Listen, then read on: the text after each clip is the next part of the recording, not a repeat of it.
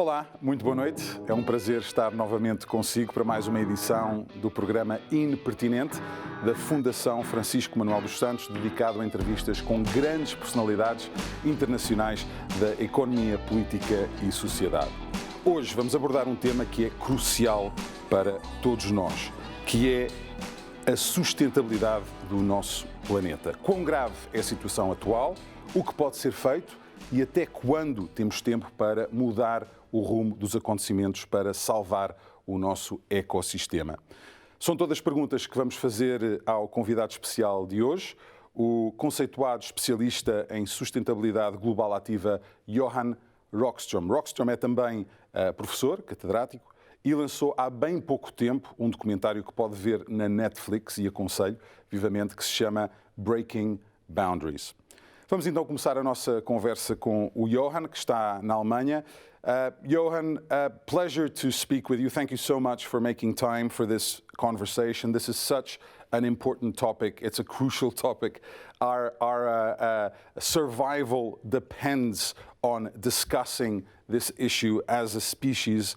Let's start with the basics. Can I please ask you to paint a picture of where the health of the planet stands now, and basically how much it's got if we keep going the way we're going? Yeah, thanks, Pedro, and great to be with you. And I think you're raising what I would argue being the most important question for humanity of all categories. I mean, scientifically, we today have what I would call even unequivocal evidence that we've entered the most decisive decade for humanity's future on Earth. And it cannot get more dramatic than that. And why do we draw that conclusion? Well, it is that we're starting to see more and more evidence from observations that we're starting to hit the ceiling of the capacity of the planet to remain stable, meaning that we're approaching, coming too close to tipping points on the Greenland ice sheet, on the Arctic summer ice, on the overturning of heat in the North Atlantic, on the Amazon rainforest, on tropical coral reef systems, on West Antarctic ice shelves, on so many of the systems that not only deliver human well-being locally, but also helps to regulate the stability of the Earth system. That is why we now know we need to bend the global curve of emission of greenhouse gases. We need to stop the loss of biodiversity this decade, not because we will fall over an escarpment and crash in 2031, but because we have to be decisively on a new journey towards a safe operating space within the planetary boundaries that can give us a stable and manageable state for all future generations on Earth. So it's the moment of change, and that moment of change is now to have a chance of having a good outcome in the future. So the window is still open, but narrowly. I have so many questions about this, but I did want to focus first on the pandemic and what it did to climate change and what it did to the planet. What happened over the last 2 years?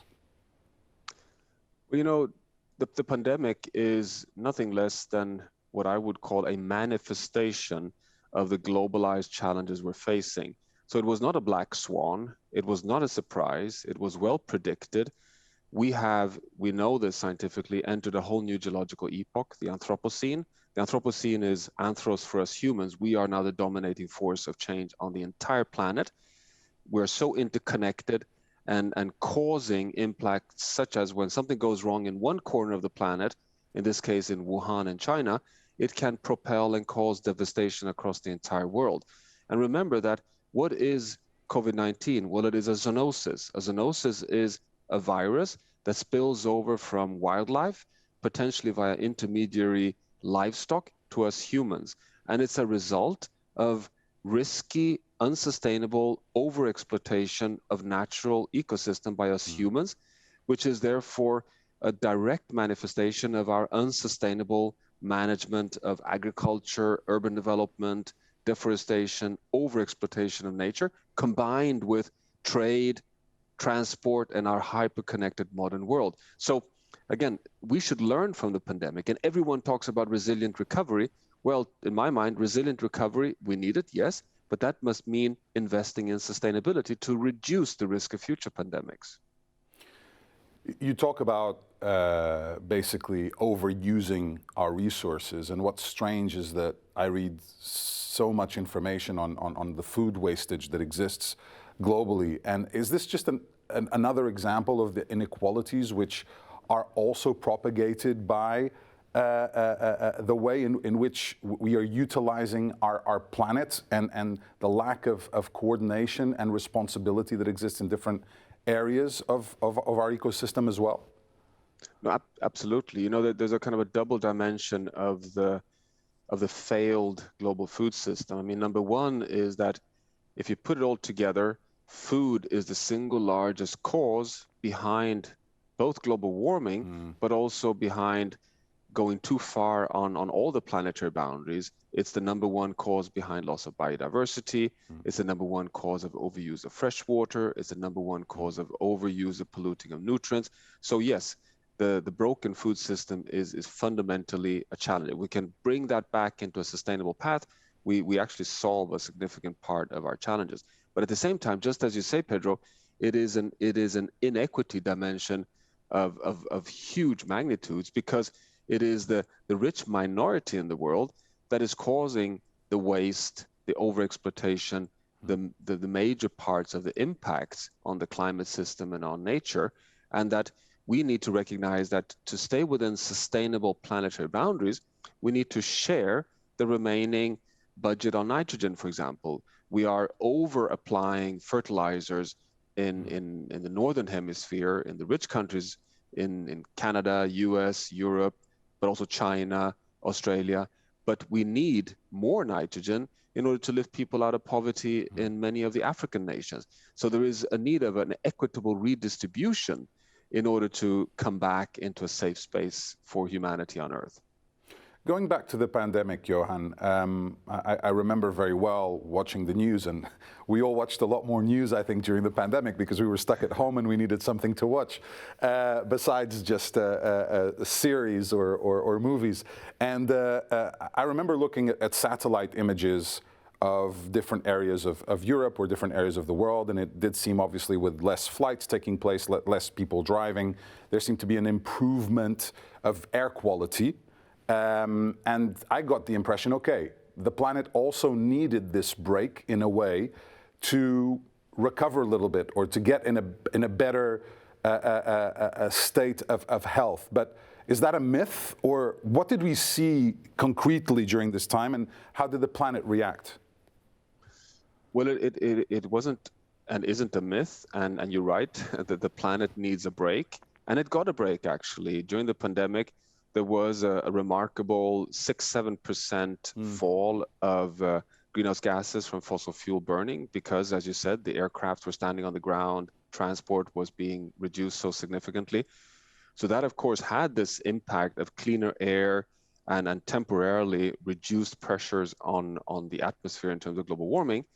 Was that something to celebrate? Unfortunately not, because we know that we will never solve the climate crisis by, destroying the economy and getting people out of jobs. I mean, that is not the way to solve the climate crisis. The way to solve the climate crisis is a transformation towards a zero carbon future that gets the new jobs, the new economy, and a better future, which is healthier and cleaner, just as you point out.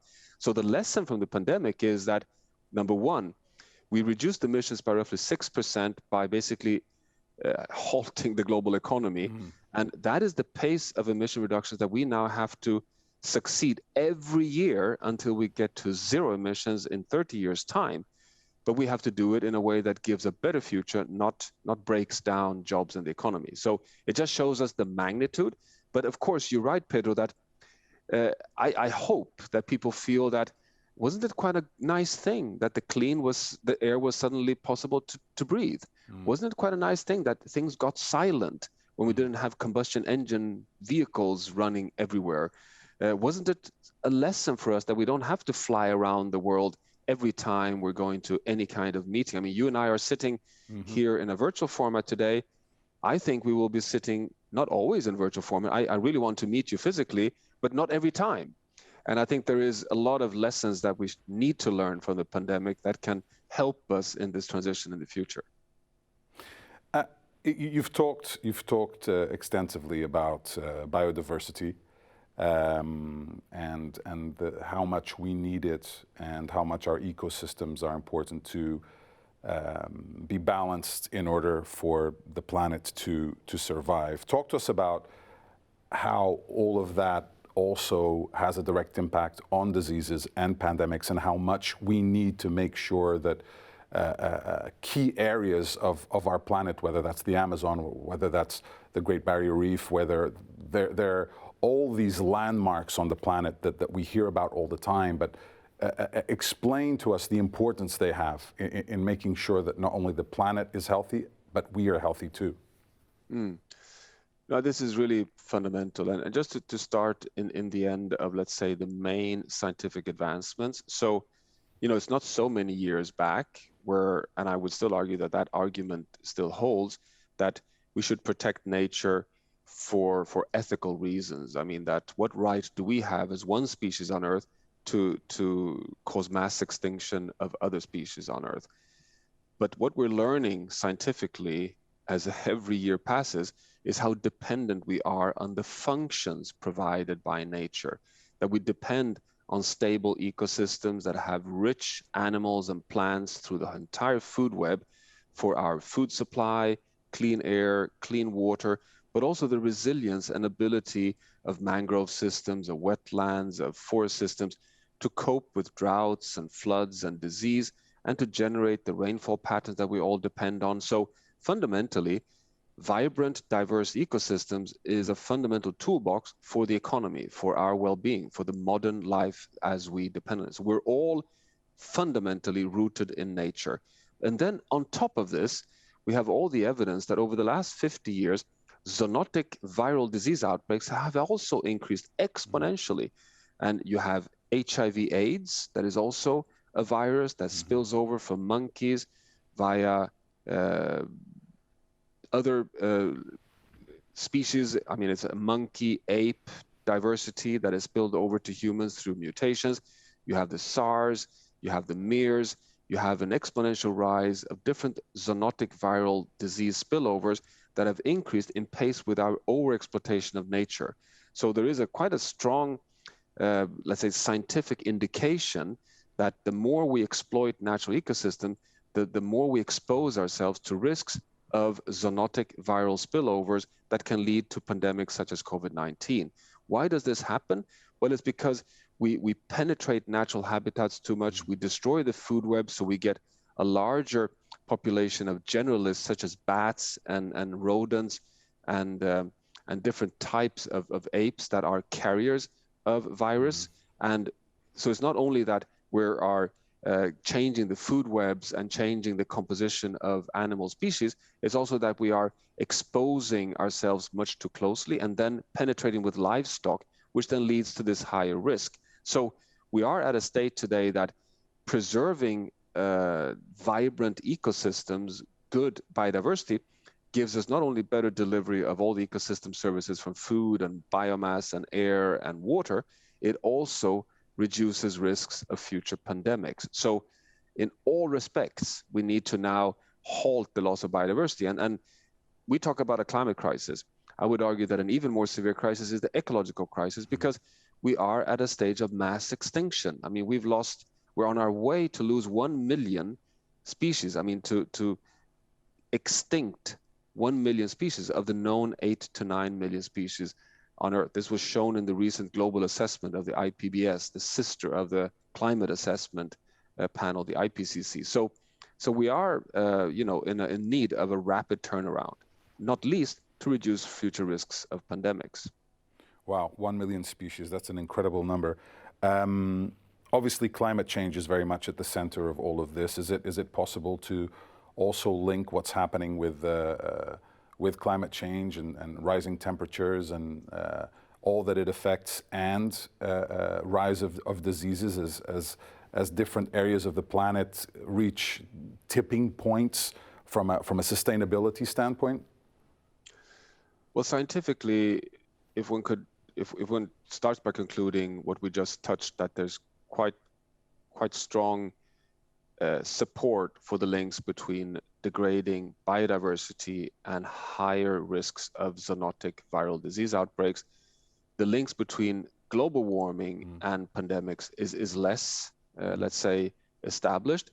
But you're absolutely right that there is a very strong indications of links here, because global warming leads to more droughts, more extreme events, more disease patterns in natural ecosystems, degrading them, causing more forest fires, more loss of species, more invasive species. You get a degradation of a richness in nature, which of course combined with over-exploitation by cutting down trees, expanding agriculture, leads to this kind of really vicious cycle of degradation of nature from global warming and over-exploitation, which very likely leads to a higher risk of zoonotic viral spillovers, which then can lead to pandemics. And so it's not that one element can cause a pandemic, but the combination of global warming, land use change, more livestock expansion, and risky human behavior in markets and trade and hunting can together,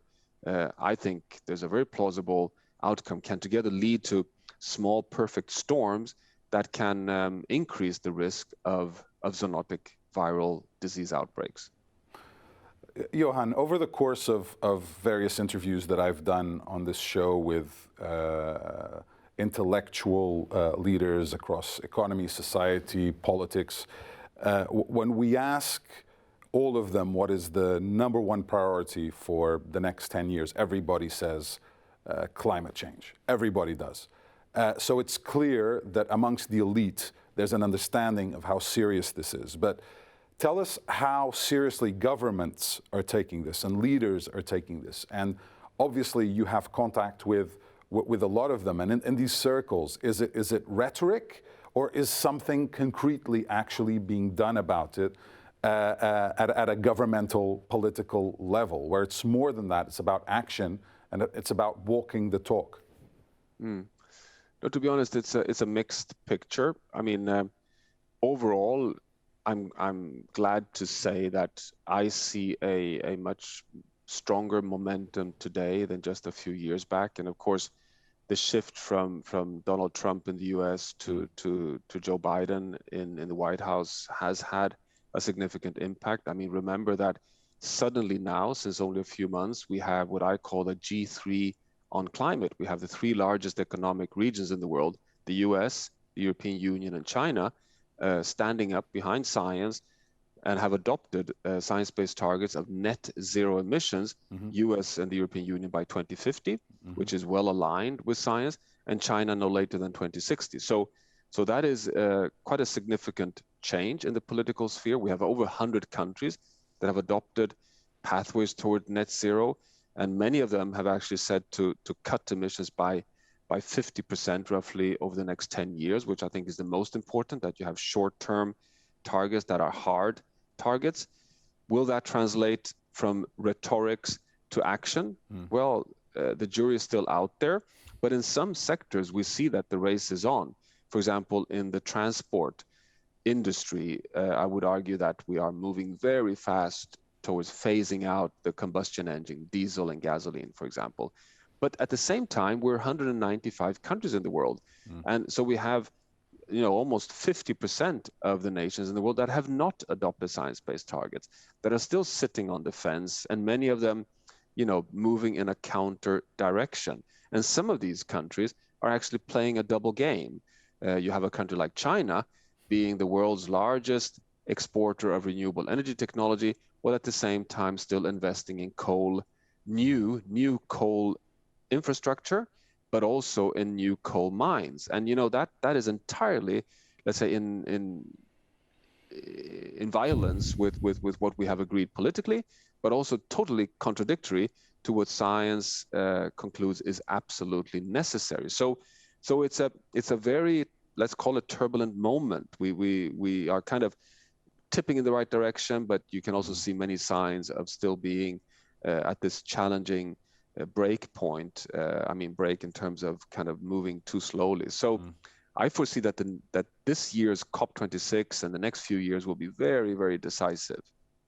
I also think that there's a tremendous responsibility on politicians to trust scientists and to go with facts.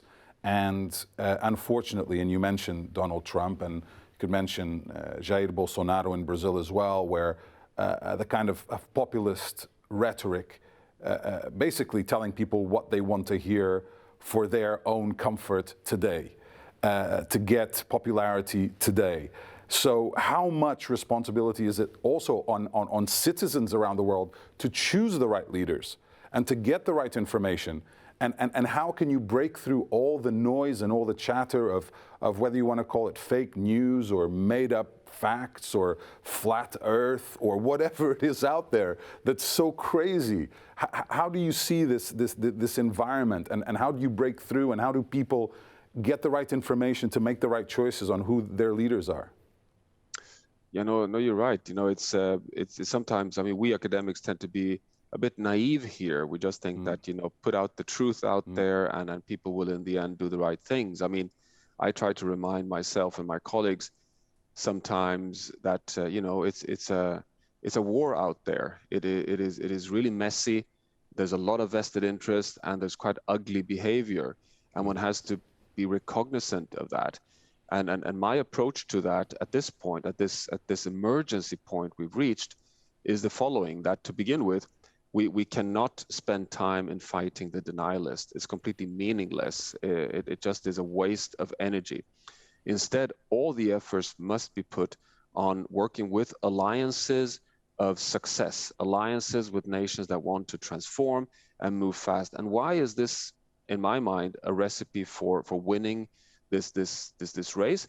Well, it's because we have actually, and you know it, and I know it, and more people know it, so much evidence that moving towards a zero carbon sustainable future gives multiple benefits for humans, for the economy, for jobs, for stability, for peace, for health, for security.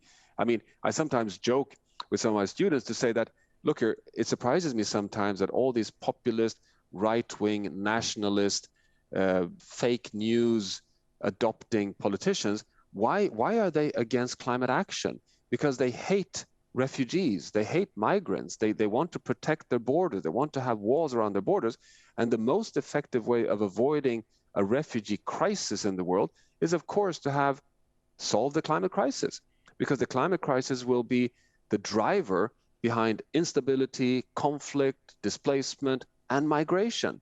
So, you know, normally you would think that the most active climate activists should be the most right-wing conservative nationalists, but we for some reason have these just negative views aggregating all of them at the same time with the same voices, the same actors. And I think our role is to prove them wrong, not in terms of the science primarily, but prove them wrong in terms of the outcomes, the benefits.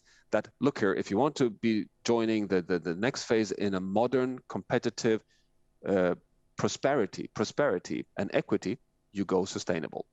And if the European Union can do what it has promised and set out to do, I think Europe will be the first example of a full-scale economic region showing that, hey guys, we are the winners because we get better jobs, better economy, and we do it in a zero-carbon sustainable way. You know, that may be the way to break this. Then Jair Bolsonaro and all the let's say Trumpians in the world will not be able to turn their back on success.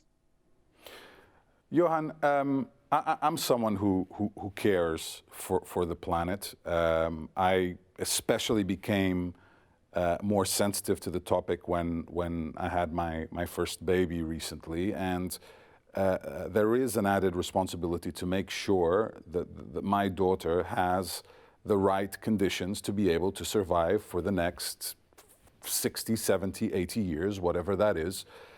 Tell me, and using me as an example, what I should be doing to help, because you hear so much information out there. And I mean, I recycle.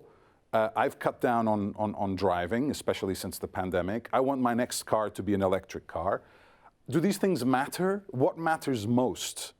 Like, what do you tell individuals? Because at the end of the day, it's the collection of individuals that are going to make the difference.